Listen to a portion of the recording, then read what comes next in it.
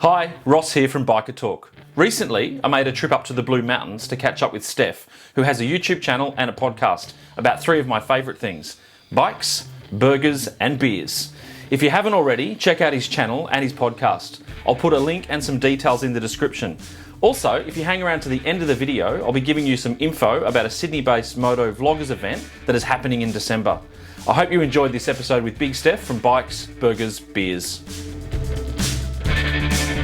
G'day, my name's Stef and I've been riding for over 20 years on and off. As a child, I remember living in the United States and a Suzuki RGV went flying past me on the freeway and I instantly fell in love. And it never changed. It never changed at all until I grew up and then decided to get a motorbike as soon as I was allowed to.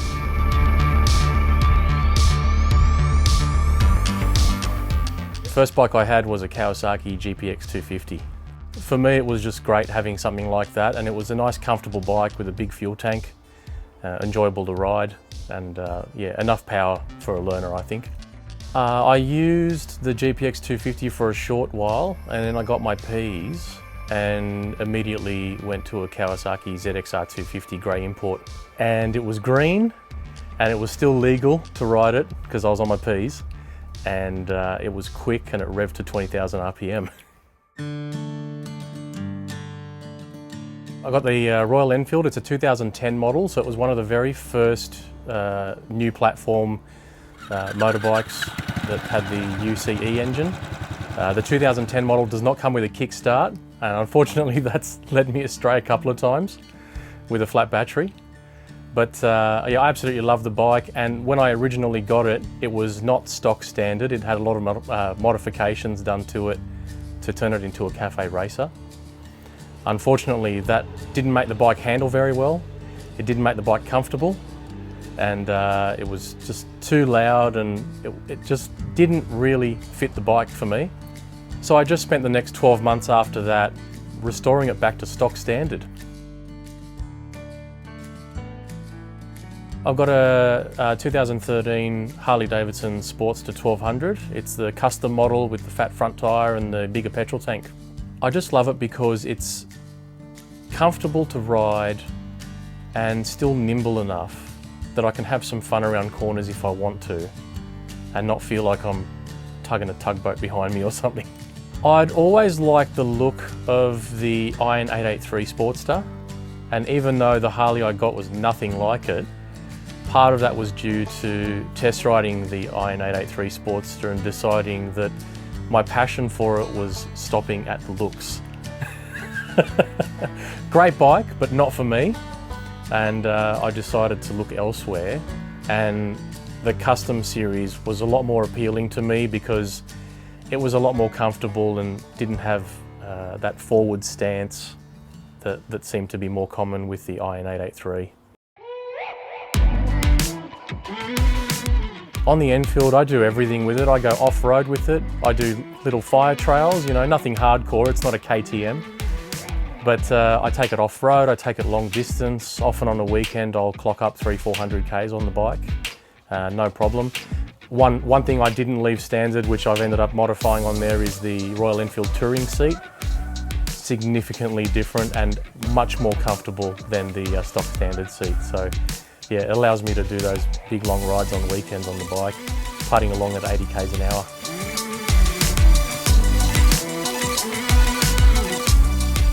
Well, I changed the rear fender, tail light assembly indicators. The front indicators are still the smaller bullet ones.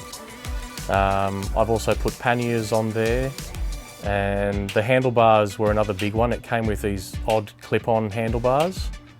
And yeah, it was horrible. They were rubbing against the tank. Sometimes you'd bust your thumb in between the tank and the handlebar, and yeah, and it didn't make it comfortable. And also it had bar end mirrors on it, but they were the cheap eBay ones, so they weren't weighted, which meant all the vibrations came through the handlebars.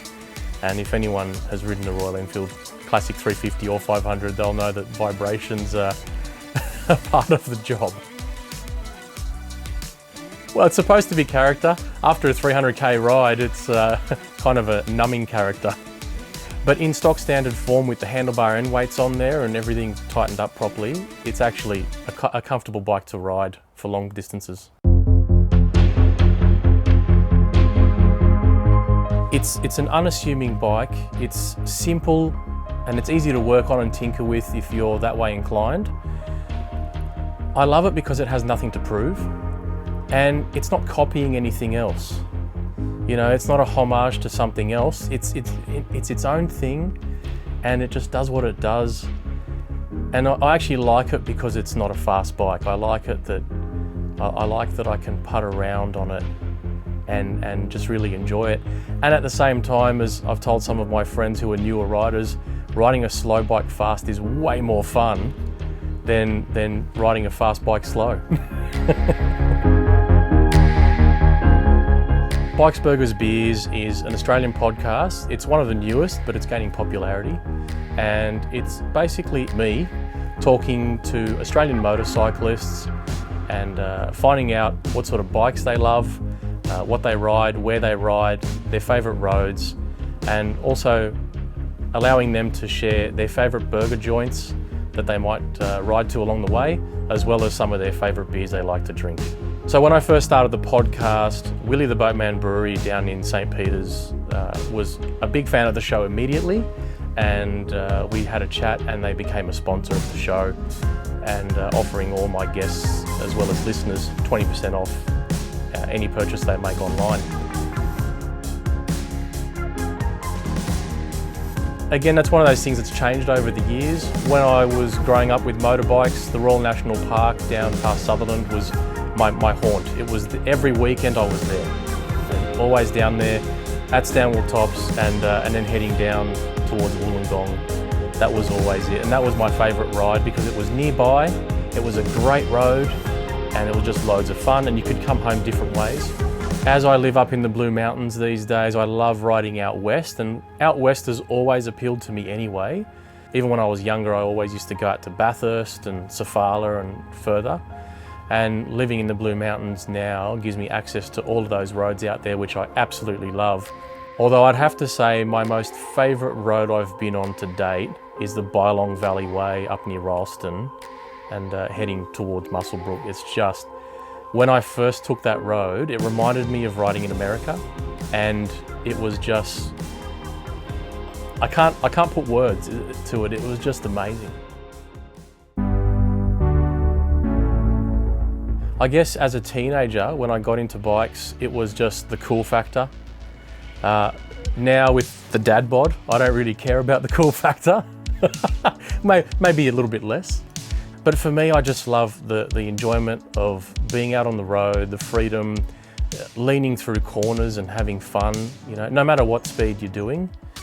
And I was talking to someone the other day about what motorcycling really means to us. And one of the things I said to them was, when you put that helmet on, even when you're riding with a group of mates, there's this camaraderie between everyone, but you're also quite isolated because you're in there on your own, in your own helmet, riding your own ride.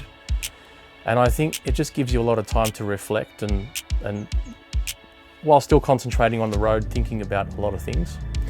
And it's just that alone time that I think anyone can agree is a pretty important thing.